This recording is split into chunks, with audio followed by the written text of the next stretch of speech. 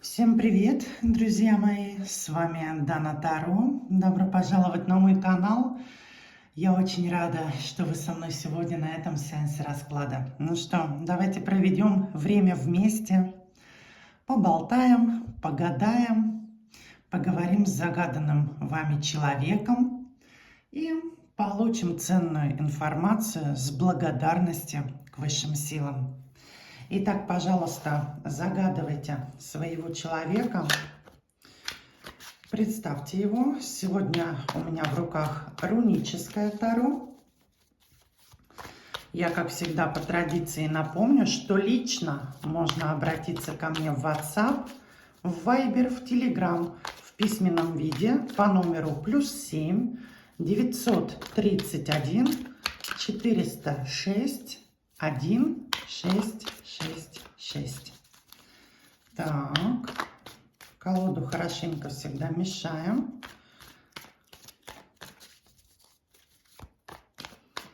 Снимать не нужно. В основном, когда вы подснимаете вот таким образом колоду, то вы должны карты брать только сверху, а не с середины. Мы берем произвольно, поэтому колоду лучше не снимать. Итак, милые мои, давайте проведем сигнификацию ваших отношений для начала. Посмотрим, как у вас там дела, какая связь между вами, что она дает, какие импульсы посылает, вообще какие энергии витают вокруг вас. Ох ты! А мужчина здесь не промах, я вам скажу. Сегодня он как будто неким образом, вы знаете, окунулся в воспоминания о вашей теплоте да заботе. Посмотрите-ка. Вы знаете, я хочу сказать, что в нем просыпается порой маленький ребенок. И вот этот маленький ребенок, живущий в его душе, он как будто не обогрет, как будто не хватает ему любви, не хватает ласки, нежности.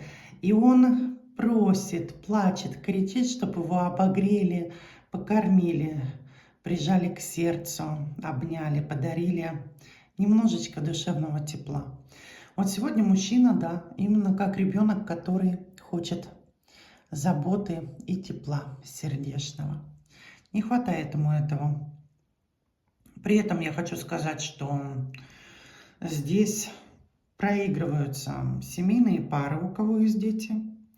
Пары, у кого должны были родиться детки, но не родились, потому как люди разошлись. Но в любом случае отношения здесь просматриваются больше семейного характера. Однозначно. Ну и в прошлом все начиналось не так уж и плохо. На самом деле отношения были достаточно хорошими поначалу, однозначно. И говорить о каких-то плохих поступках в зарождении отношений здесь не приходится, потому как отношения были невинны, теплы, нежны. Но на дне колоды посмотрите. Семерочка пентаклей.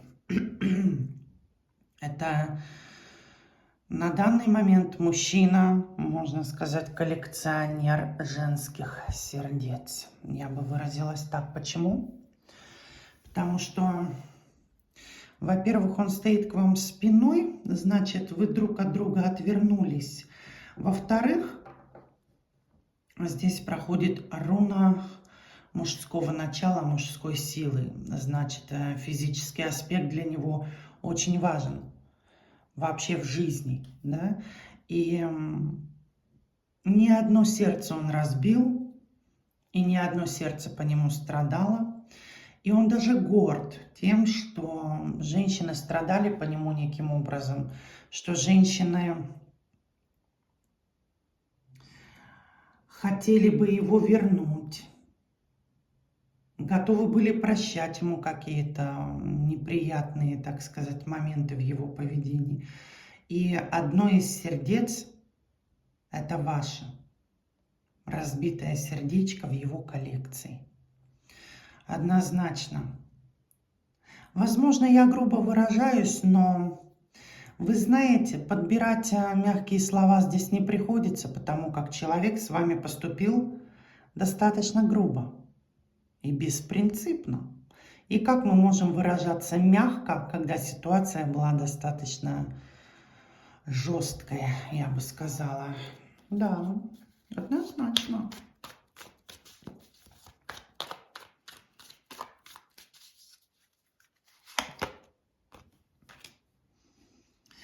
Руна Беркана, о чем она говорит? О том, что все-таки отношения-то в первую очередь держались на женщине, на вас. И вы знаете, посмотрите вот по этой карте, насколько идет преданность мужчине. Он на вас смотрит свысока, а вы на него смотрите как будто, вот, понимаете, влюбленным взглядом. Он вас покорил в какой-то момент. Видно вам карту? Давайте вот так вот. Покорил вас в какой-то момент, и вы посвятили тот период жизни именно мужчине и созиданию отношений с ним. Вы стали с ним единым целым, как будто ваша душа слилась с его душой воедино. Очень откровенное отношение с вашей стороны. Страстные однозначно. Но построенные именно на вашей силе, не на его.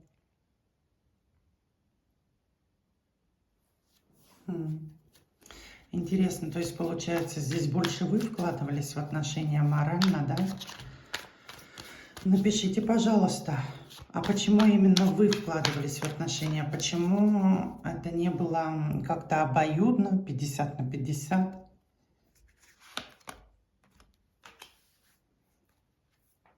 Мужчина всегда боролся со своим вторым «я».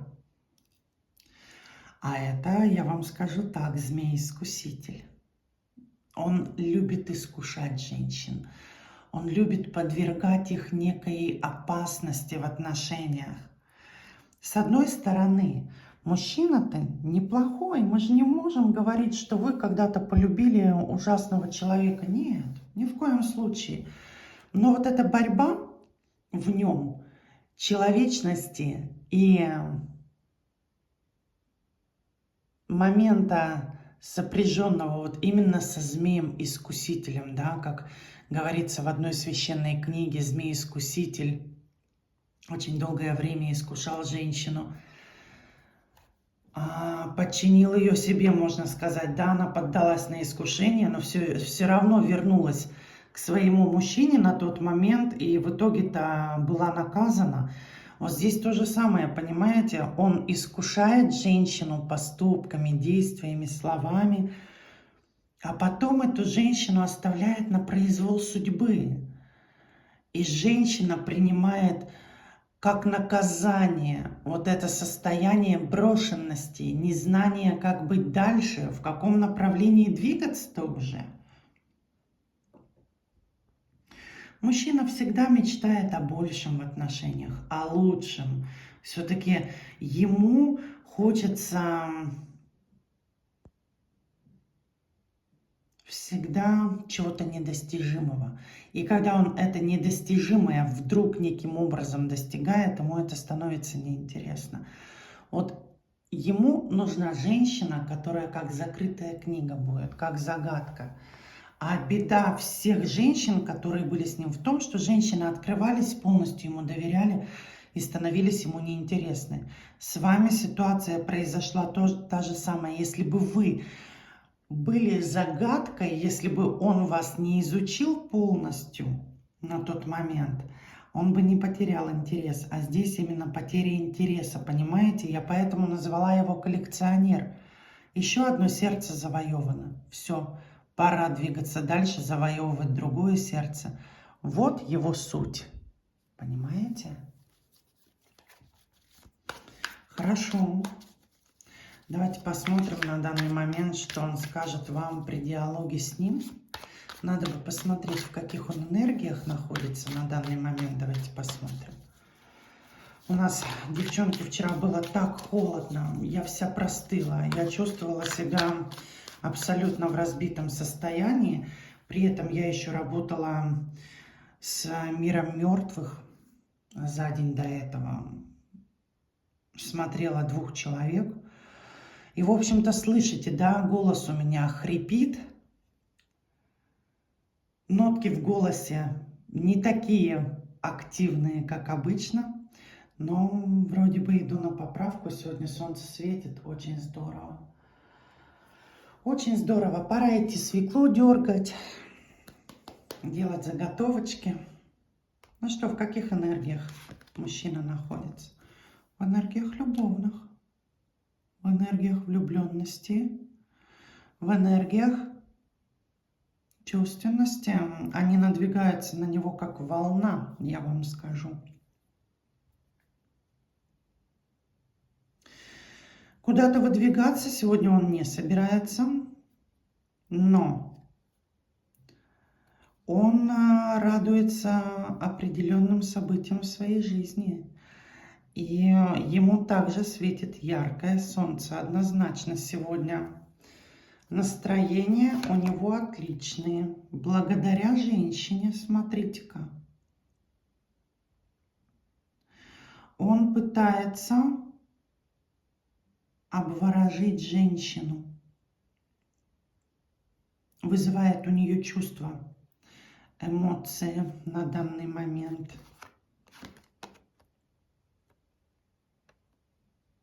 Она для него ценна, но ценна в материальном плане. Пентакль – это не духовность. Это желание получить результат, желание получить выгоду. И я вам скажу так, эта женщина, она достаточно ресурсна, взрослая.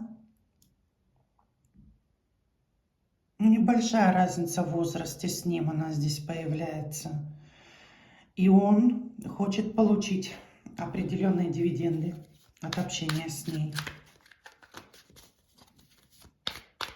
Сериал начинается, милые мои, я вам скажу. Да, он сейчас на данный момент встретиться с ней не собирается. Но результаты от нее он уже определенно получает. Однозначно. Как будто ведет себя, вы знаете, с одной стороны приземленно, с другой стороны вызывает полет ее души своими какими-то предложениями. Она уже готова к нему приехать, потому как он делает определенные намеки на то, что является достойным спутником жизни. Посмотрите, он здесь представляет собой императора в общении с этой женщиной.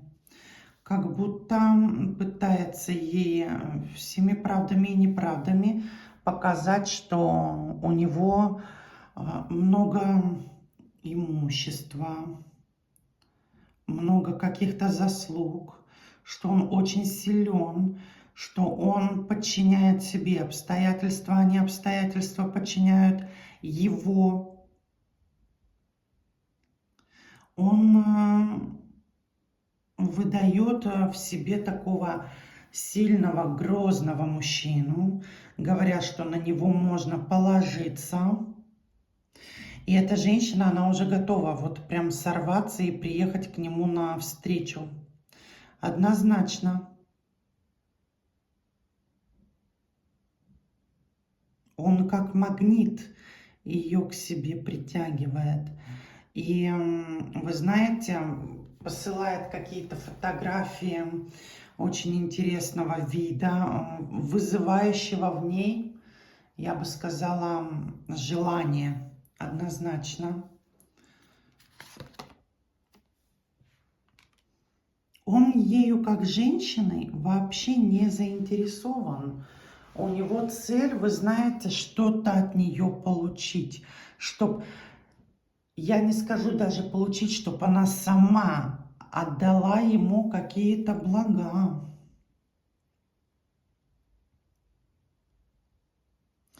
Она очень долгое время пребывала в состоянии потерянности. Как будто потеряла интерес к жизни, потому что была одна. И тут встречается настоящий мужчина, который окутал ее заботой, теплыми словами, который строит с ней планы и говорит, что он все проблемы возьмет на себя.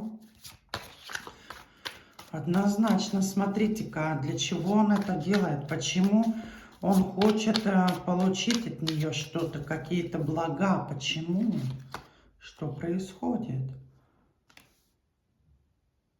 А здесь она у него даже и не одна. Здесь у него несколько женщин такого рода.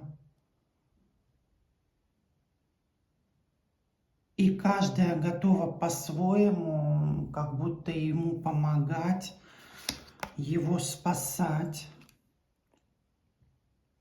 Он рассказывает о какой-то борьбе на данный момент, как будто борется с чем-то, с какой-то бедой, с какой-то напастью, с чем-то плохим в своей жизни. У него идет борьба вот за выживание, как будто. Но опять же, король мечей – это мужчина хитрый, умный. Я бы даже сказала, больше, конечно, хитрый, продуманный. К чему он ведет эту игру, я не могу понять. К тому, чтобы начать жизнь с нуля. Смотрите, здесь складывается ситуация, что несколько женщин принимают участие в тесном общении с ним. Они обмениваются, возможно, фотографиями, голосовыми сообщениями, либо по видеозвонку созваниваются. Они его как-то видят в лучшем свете. Я не могу сказать точно, возможно, он свои фотографии как-то приукрашивает или выбирает ракурс, но они в нем видят сильного, страстного мужчину, который пышет жаром и который из себя представляет именно короля, императора. При этом, вы знаете, он вот этих женщин вытаскивает из депрессивного состояния, и они, чувствуя эту заботу, готовы, ну, чуть ли не последнее отдать, дабы он начал с одной из них серьезные отношения. Они друг о друге, эти женщины, не знают. И он на данный момент просматривает, кто выгоднее, кто удобнее, кто ресурснее, и кто все-таки готов его принять именно в свой дом, что ли. Видите, он как будто готов выдвинуться вот к этой женщине. Она проходит по карте Солнца. У нас Солнце-то вот оно впереди. Он хочет начать жизнь свою с нуля.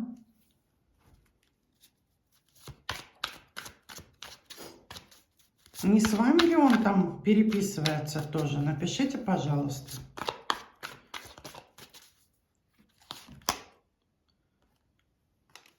У него жизнь-то, посмотрите, кувырком. Жизнь-то похожа на фильм ужасов, я бы сказала честно. Почему? Потому что очень много провалов, очень много поражений в жизни, которые сказались на нем негативным образом каким-то. Как будто он шел к определенной цели, эта цель себя не оправдывала, он не получал результата и начинал все с нуля. Но к цели он шел каким-то не особо честным путем. Посмотрите, здесь какая бойня обрисована, да? А через зло добро не создается. А здесь показана именно вот борьба, зло.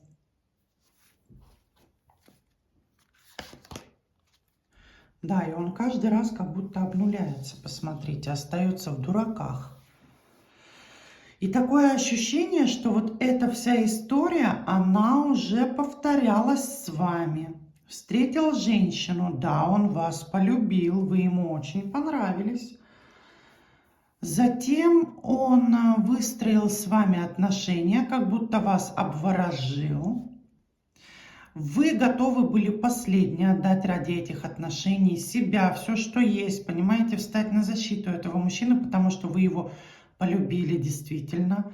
Но затем получилось так, что он как будто как, я не знаю, спецагент, проваливший задание, понимаете? представлял из себя достойного мужчину, а вы поняли, что здесь все держится на вас, и что-то не так.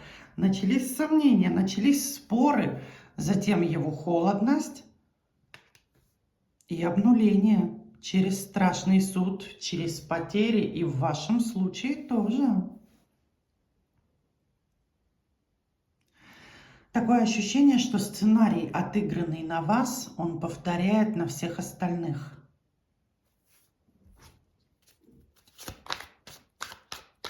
Как будто вот с определенными исправленными нюансами, что ли.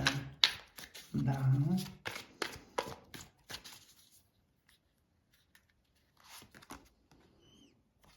Состояние, смотрите, у него какое тяжелое.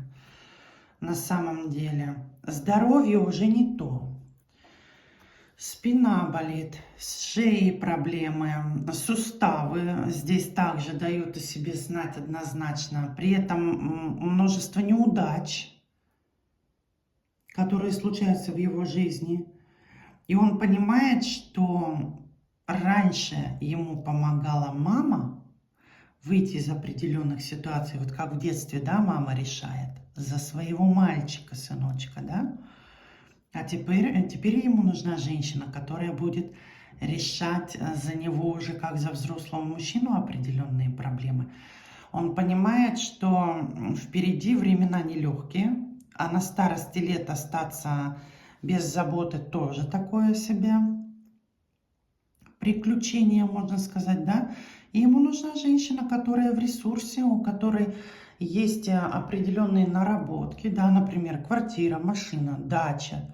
Шикарная женщина, правда? Почему бы с такой не жить, когда живешь в ее квартире, катаешься на ее машине, ездишь на ее дачу, да, ты ей помогаешь, да, ты принимаешь участие в ее жизни. Но он понимает, любить не обязательно, главное, чтобы удобно было. Вот в этом заключается вся история, что ищет он кандидатуру, дабы жизнь свою сделать хорошей. И себя спасти на будущее. Но только здесь все, смотрите, опять же, построено на лжи. Вот как вам человек в последнее время лгал очень много, правда? И чем это все закончилось? Так и здесь, говоря ей о любви, вот этой женщине, даже женщинам, как мы выяснили, одной говорит о любви, второй говорит о любви, а в итоге получается все построено на лжи. И здесь, конечно, свет победит, добро победит, он снова окажется в тупике. Странным образом он действует, могу я вам сказать. Пытаясь выбраться из тупика, он попадает в тупик абсолютно новый для него и неизведанный. И вы знаете, вот если бы он сделал правильный выбор в свое время и действовал по велению сердца, а не по велению своей меркантильности, вы знаете, жизнь его сложилась бы намного иначе, однозначно. Он до сих пор не прошел свой путь кармический, путь обучения, путь уроков. И я думаю, что человек не изменится. Даже несмотря на горе, на потери, он не меняется. Вы знаете, это как ситуация. Я столкнулась один раз с ситуацией. Это даже не мои знакомые, это абсолютно чужие люди. Женщина, она все время использовала своего ребенка. В детстве подай, принеси, они жили дрова, вода, помой. Условий не было. Подай, принеси, дров накали, все, мужчина, потому что не было в доме, муж ее бросил, даже не муж, а сожитель на тот момент. Ребенок подрос, обеспечивай, какие девки, ты с ума сошел, у тебя мать, у тебя то все. И она его гоняла уже как взрослого парня по огородам, в лес. Вот она вся болеет, сегодня то, сегодня все. Хотя на вид здоровенная баба, которая, ну, простите меня, не ест, а жрет в 3 ведра. вес уже, ожирение непонятно какой степени, идет довольнющая, вся одетая, он ей шубу, там все, понимаете? Меркантильная женщина по отношению к своему ребенку. Он у нее потом погиб, этот ребенок.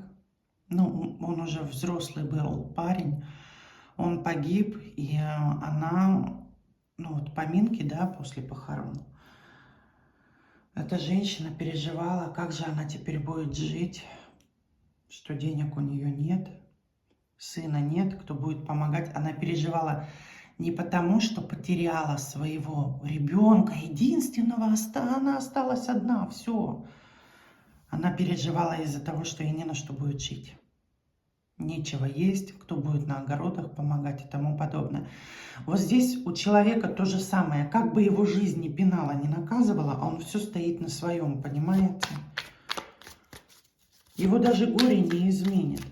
А разве не горе потерять такую, как вы? Это великое горе. Ну, он и по натуре, конечно, гуляка-разгуляка, что я могу сказать. Вы сами это знаете здесь. Гадать не приходится, но впереди, смотрите, его ждет, что полная бесперспективность.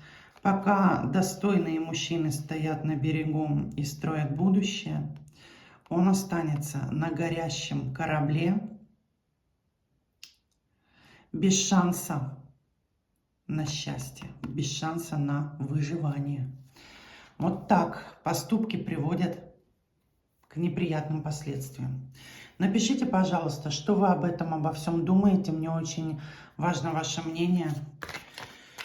Буду ждать ваших комментариев. Увидимся сегодня с вами на канале с Даной Таро. Минутка с Даной Таро. Ну и, конечно, Дана Таро, канал основной. Будьте счастливы по-настоящему, поступайте честно. И, вы знаете, любите, несмотря ни на что любите. Я вот иной раз думаю, да живем один раз, да неужели мы проведем это время в какой-то депрессии, апатии, тоске? Да к чертовой матери весь негатив, вот туда пусть и катится. А мы будем в позитиве. Будьте счастливы по-настоящему. Увидимся. С уважением к вам, Дана Таро.